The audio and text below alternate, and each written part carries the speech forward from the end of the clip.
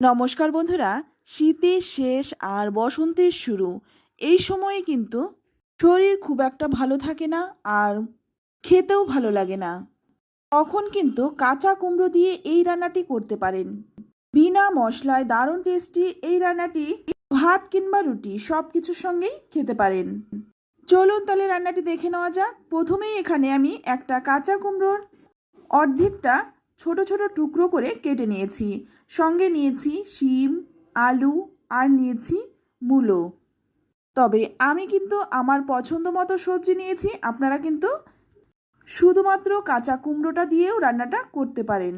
এবার রান্নাটা করার জন্য প্রথমেই আমি কড়াই গরম করে নিয়ে এখানে নিয়ে নিচ্ছি 1 চামচ সর্ষের তেল। এবার তেলটা গরম হয়ে গেলেই এখানে দেখুন আমি কয়েকটা ডালের বড়ি ভেজে নিচ্ছি। তবে আমি ডালের বড়িটা দিচ্ছি, আপনারা কিন্তু ডালের বড়ি ছাড়াও কিন্তু রান্নাটা করতে পারেন। ডালের বড়িটা ভালো করে ভেজে তুলে নিলাম। এবার ওই তেলের মধ্যেই দিয়ে দিচ্ছি কেটে রাখা কুমড়োগুলো। তারপর দিয়ে দিচ্ছি আলু আর মূলোটা। আলু, মূলো, কুমড়ো দিয়ে খুব ভালো করে একটু নেড়েচেড়ে ভাজা ভাজা করে নেব। তো দেখুন যখন এই রকম একটু হালকা রং ধরে যাবে তখন এর মধ্যে দিয়ে দেব কেটে রাখা শিমগুলো। এবার শিমটা দিয়ে একটু নেড়েচেড়ে নিয়ে তারপর এর মধ্যে দিয়ে দিচ্ছি স্বাদ মতো লবণ। রান্নাটায় কিন্তু খুব একটা তেল মশলা লাগে না, খুব হেলদি একটি রান্না। যারা ডায়েট করছেন তারাও কিন্তু রান্নাটা খেতে পারেন। একটু নেড়েচেড়ে নিয়ে গ্যাসের আঁচটা লো টু মিডিয়ামে রেখে 5 মিনিট ঢেকে রাখবো। 5 মিনিট পর ঢাকনাটা খুলে নিলাম। এবার একটু নেড়েচেড়ে দিচ্ছি। আর এখন কিন্তু এর মধ্যে দিয়ে দিচ্ছি নর্মাল টেম্পারেচার থাকা জল। চাইলে আপনারা গরম জলটাও দিতে পারেন, তবে আমি এখানে ঠান্ডা জলটাই দিলাম, কারণ এখনও কিন্তু সবজিগুলো পুরোপুরি সেদ্ধ হয়নি, তাই জল গরম হতে হতে সবজিগুলোও সেদ্ধ হয়ে যাবে। এবার নেড়েচেড়ে মিশিয়ে নিয়ে ঢাকা দিয়ে রাখবো 5-6 মিনিট। 5-6 মিনিট পর ঢাকনাটা খুলে নিলাম। আর এখন কিন্তু সবজিগুলো ভালোভাবে সেদ্ধ হয়ে গেছে। তো দেখুন একটু দেখিয়ে দিচ্ছি, দেখুন সবজিটা কিন্তু খুব ভালোভাবে সেদ্ধ হয়ে গেছে। এবার এর মধ্যে দিয়ে দেব 5-6টা চেরা কাঁচা লঙ্কা। লঙ্কাটা কিন্তু আমি আগেও দিতে পারতাম, তবে এই সময় দিলাম কারণ কাঁচা লঙ্কার গন্ধটা কিন্তু রান্নার মধ্যে পাওয়া যাবে।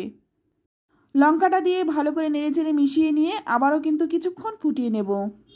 ফুটিয়ে নিয়েছি, এবার নামিয়ে নিলাম। এবার ওই কড়াইটায় একটু ধুয়ে নিয়ে তারপর গরম করে নিলাম।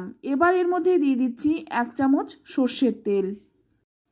তেলটা গরম হয়ে গেলেই ফোড়নে দিয়ে দিচ্ছি 1/2 চামচ 5 ফোড়ন। এই রান্নাটায় কিন্তু 5 ফোড়নের গন্ধটাই বেশি ভালো লাগে। আর দিয়ে দিচ্ছি 3টে শুকনো লঙ্কা।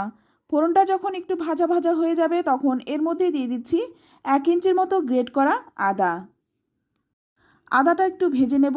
আদার কাঁচা গন্ধটা চলে গেলেই এবার সেদ্ধ করে রাখা সবজিটা দিয়ে দিচ্ছি। সবজিটা দিয়ে খুব ভালো করে নেড়েচেড়ে মিশিয়ে নিতে হবে। এতে করে কিন্তু ঝোলটা একটু ঘন হবে আর সবজিটাও কিন্তু গোটাই থাকবে, তবে একটু ভাঙা ভাঙা হবে। তো ভালো করে নেড়েচেড়ে মিশিয়ে নিচ্ছি। ভালো করে নেড়েচেড়ে মিশিয়ে নেওয়ার পর 5 থেকে 7 মিনিট ফুটিয়ে নেব। তো যেহেতু নিরামিষ রান্না তাই স্বাদটা ব্যালেন্সের জন্য এখানে দিয়ে দিলাম খুব সামান্য একটু চিনি। তবে রান্নায় যারা চিনি খেতে অপছন্দ করেন তারা কিন্তু চিনিটা স্কিপ করতে পারেন। ভালো করে নেড়েচেড়ে মিশিয়ে নিয়ে আবারও কিছুক্ষণ ফুটিয়ে নেব। তো এখন দেখুন তরকারিটা কিন্তু প্রায় হয়ে এসছে। এবার এর মধ্যে দিয়ে দিচ্ছি ভেজে রাখা ডালের বড়িগুলো। আমি এখানে বিউলির ডালের বড়িটা দিচ্ছি, আপনারা চাইলে কিন্তু মটর ডালের বড়িটাও দিতে পারেন। একটু নেড়েচেড়ে মিশিয়ে নিয়ে এবার নামানোর আগে দিয়ে দেব 1 মুঠো ধনে পাতা। ধনে পাতাটা একটু বেশি দিলাম, কারণ এই রান্নাটাতে কিন্তু কোনো রকম মশলা পড়েনি, তাই ধনে পাতার গন্ধটা কিন্তু ভীষণ ভালো লাগে। তাই ধনে পাতাটা কিন্তু স্কিপ করবেন না। তো ধনে পাতাটা দিয়ে ভালো করে নেড়েচেড়ে মিশিয়ে নিলাম। এই রান্নাটা কিন্তু একটু ঝোল ঝোল হয়, তবে আপনারা চাইলে কিন্তু আর একটু শুকনো করে নিতে পারেন। এবার নেড়েচেড়ে মিশিয়ে নিয়ে নামিয়ে নেব। তো দেখুন নামিয়ে নিলাম। দেখতে কতটা সুন্দর হয়েছে, খেতেও ভীষণই ভালো হয়। তো বন্ধুরা, আমার এই সহজ সাধারণ নিরামিষ রেসিপিটি আপনাদের কেমন লাগলো অবশ্যই কমেন্টে জানাবেন। ভালো লাগলে লাইক শেয়ার করতে একদম ভুলবেন না। আর আপনি যদি আমার চ্যানেলে নতুন হয়ে থাকেন, চ্যানেলটা সাবস্ক্রাইব করে নেওয়ার অনুরোধ রইল। আজ এই অবধি, আবারও নিয়ে আসবো অন্য কোনো নতুন রেসিপি।